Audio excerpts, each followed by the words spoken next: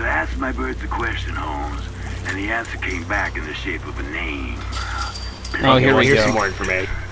An arms industry VIP who seems to have taken a special interest in your girl. Dexter occupies the Terminus's top floor, and his thugs have the place. Okay, so sealed off this is tight. absolutely, like, not even a nitpick. This is just a comment, but I can't look at the screen without thinking, man, that bandit's just gonna fall right off in this rain. Yeah. Yeah, Josh. Hey, Blake's car. You're the master running to the end of this alley. Okay. You know, it feels a little bit like that alley was going for something a little Blade Runner-y. What challenges we Yeah, got it in this was. one? Apparently have not gotten all the...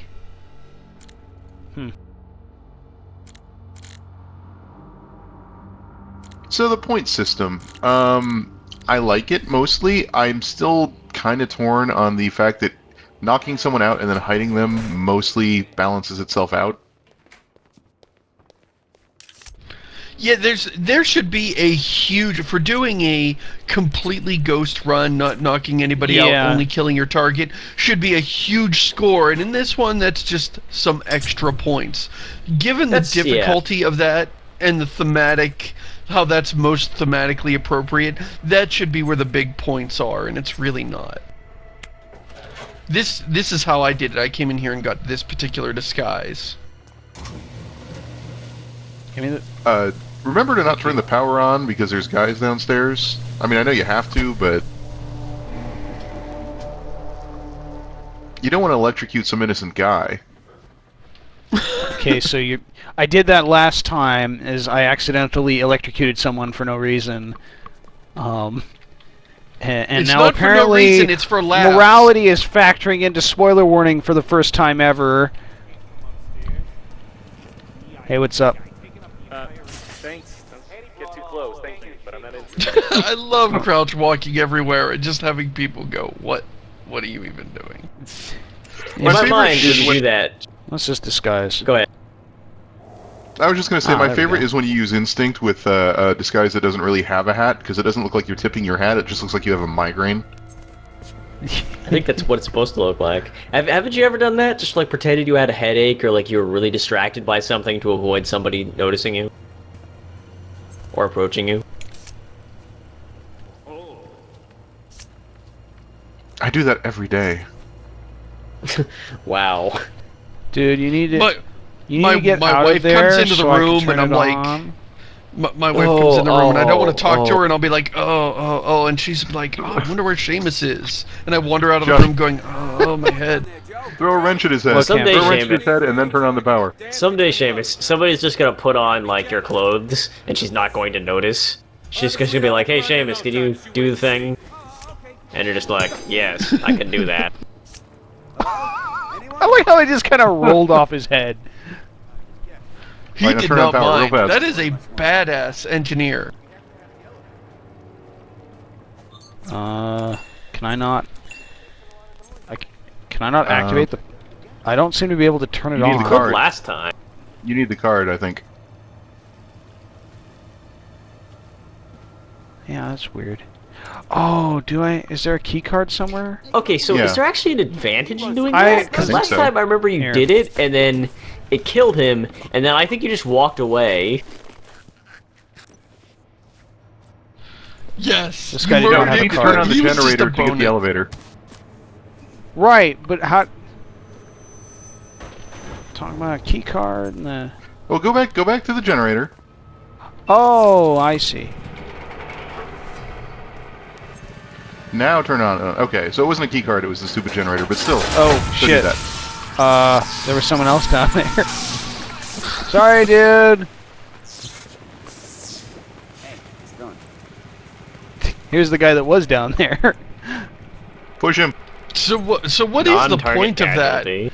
To just like randomly kill one of the people on this Man, level for someone no died. I reason? better Like, how does that even advance mop your? this Oh, God. grody floor that Man, nobody has I ever love mopped these. before. No, but I love the hiding mechanic because it's so hilarious.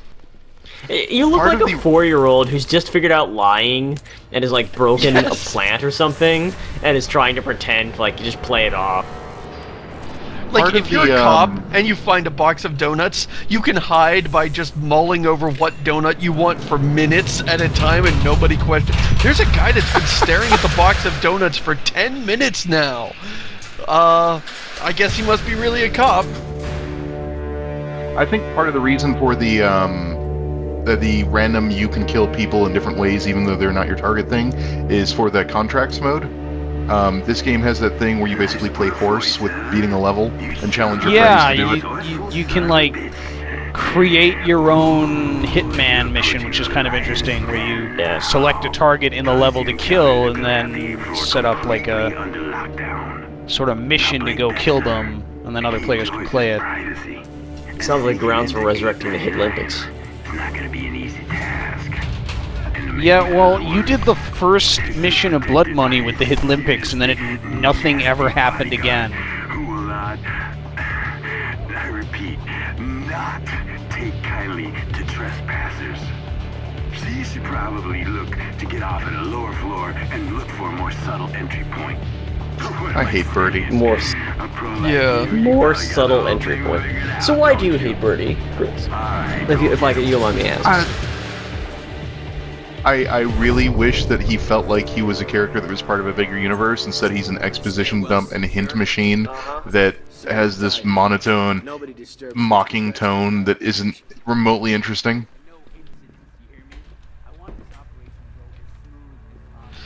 Also, there's something I want to point out about this game. With the exception of the nun, every single woman in this game is sexy, sexy fan service. Every single woman struts around with sticking her tits out, shaking her hips. And every single one of the main character guys is gross and awful. Birdie's covered with bird shit. Carpet. The other two guys, Dexter and the guy that leads the agency, are fat and gross. There's a guy that has like I don't know, he limps or whatever. All of them have something gross and wrong with them, and all the women are sexy. And it's weird. It's like, it's obviously deliberate, but I have no idea what the writer is trying to say or accomplish or do with this idea. I think they just don't think it through, because there are multiple occasions in this game where a woman is there, and she does something sexy to you, and like where she's trying to seduce you or just be sexy towards you, or she's sexy in your area. Like when I say you, I mean the player, not 47. Although in one case she is literally trying to seduce, and then you murder them. And you know, people like there was that sort of like feminist commentary on Hitman, which like made a bunch of points that didn't really make sense. And I think people sort of like tried to drop the topic from there. But this game is really kind of worrying. Like, it falls into some real patterns. Yeah, and if they, I mean, I wouldn't mind that if it served, and if it was saying something with it. But it feels like the writer just had a problem. Like, what are you doing? What does this mean that all the men are gross and all the women are sexy fan service? Is this you have no imagination? Is just something you like to do? It feels to me like the game, and you'll see this more as we get further into it, is really, really influenced by sort of exploitation films and grindhouse-y stuff. I think it wanted to take the series in sort of a more grindhouse exploitation direction, but it sort of lacks the lighthearted tone of a lot of that. So it does all this grindhouse stuff of like, you know, exploitation villains that are all deformed, and that's got its own problematic aspects to it. And then you have... you know, all the super sexy ladies. It's where you get dominatrix nuns and all that stuff. And it just... Crap. Oh. That guy's getting someone, Josh. You're in trouble. Just crawl back into the vent. To me, I like how disguise blown. Like, oh, that disguise isn't going to cut it. Because you're clearly not some maintenance guy crawling around in vents. Whenever I see like modern Grindhouse inspired stuff that's actually just kind of gross and uncomfortable, Like, it's like, I wonder, if these people throw Wild West themed parties, do they give everybody measles? Like, do they not understand the idea of taking a theme and improving it a little bit?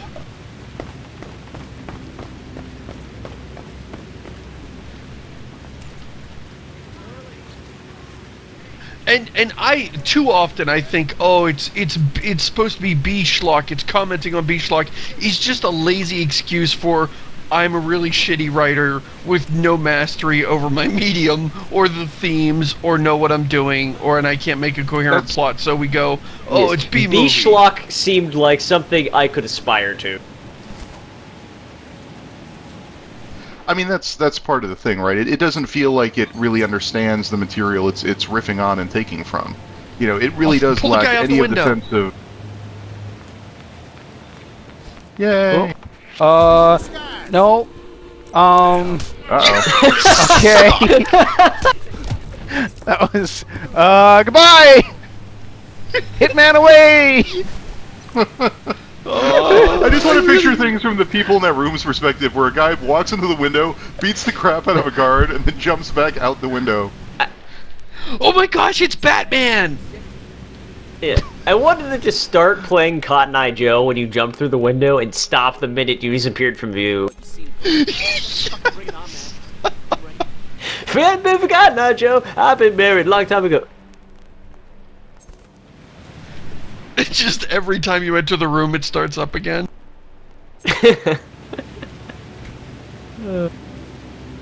Okay, so I actually... You're really this cool, is a bit of dude, if you slow-mo. turned away from the window.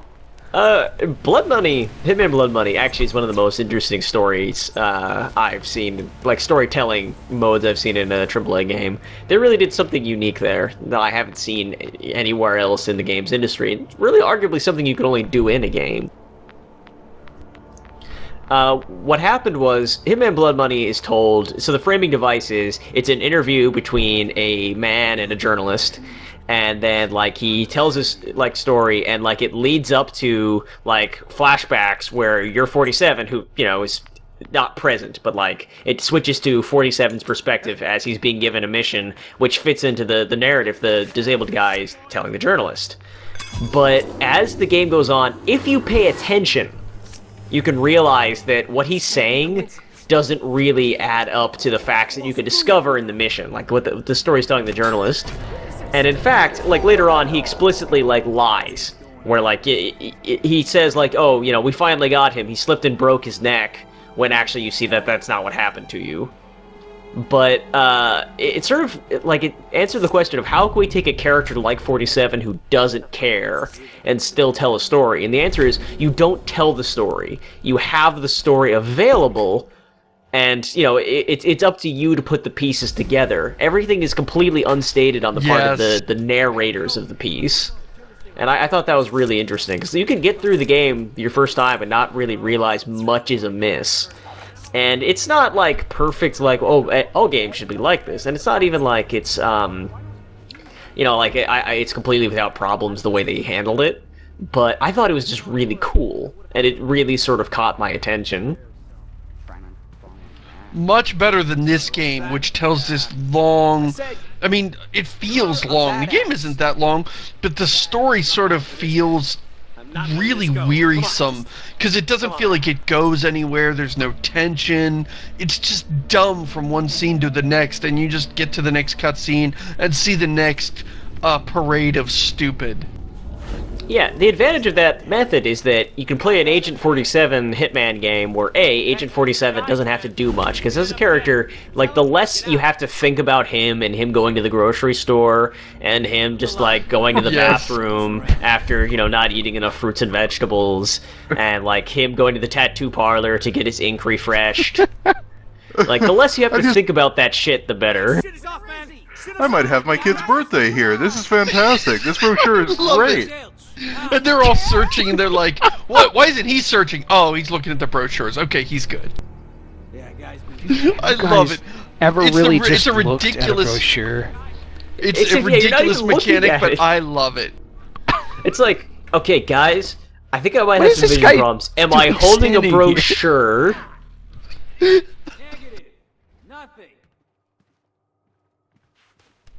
I see a blurry green thing. Oh wait, that's the potted plant. Shit. I love these guys are like, I know he's here somewhere. Well, is he behind the brochure? Shit? Yo, guys, put down the shotguns. Check this shit out. Oh my god. It's fucking mind-blowing, man. This changes everything.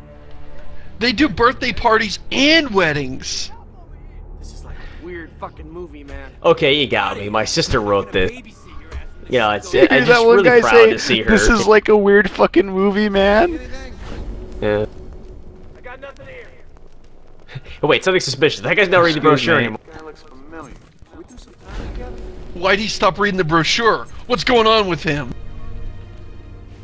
Why would anybody stop reading that brochure for even a second? Shit. Maybe he's not what he seems to be. Hi. Well, that was clearly suspicious, Josh. It's no wonder. Ah, shit. Oh, and now comes the crying and the tears and the shooting. Quit, Kide. I think you just killed a country singer. And now Cotton Eye Joe plays at full volume. Oh god. Turn on the projector, quick! It plays this slow, somber, melancholy version of Cotton Eye Joe to memorialize the guy that you just killed. If it hadn't been for Cotton Eye Joe, I'd have been married a long time ago. Where did you come from? Where did you go? No witnesses. Cotton Eye Joe. This is bad. Oh, you're doing great, Josh. You're doing it. You're winning. Quick, kill these Nazis, BJ. This somehow get worse than it already was. You're the one that didn't want to play Wolfenstein, and here you are playing Wolfenstein. You should have, if you wanted to do this, you should have just agreed to play Wolfenstein.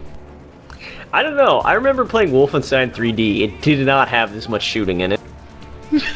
Okay, so there on the movie screen is like a horny film of a dominatrix, and there are a lot of dominatrixes in this video game. On top of everything, like we talk about running themes that don't seem to mean anything, there are this game goes out of its way to put dominatrixes in as often as possible, and after a while, like one time you think, oh well, you know, somebody's into that, and after a while it starts to be like, is the game developer just into this and they just wanted as much of it in their video game as they can?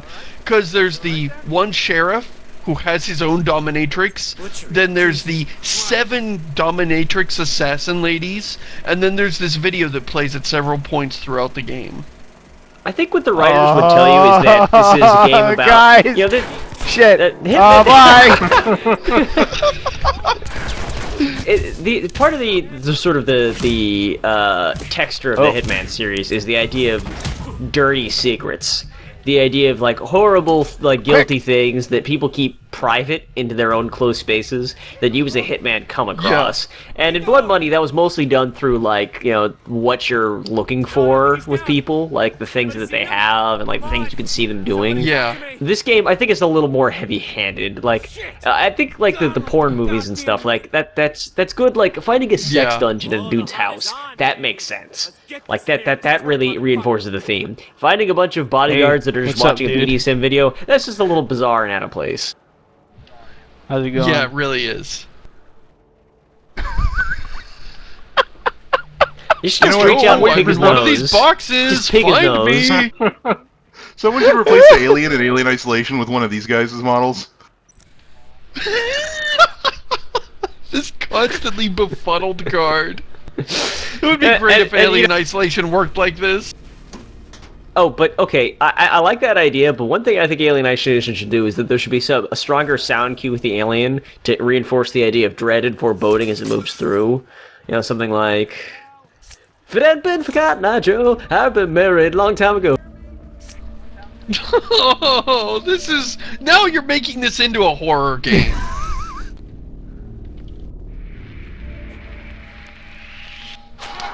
So we've completely stealthily infiltrated the floor of this hotel. Shit.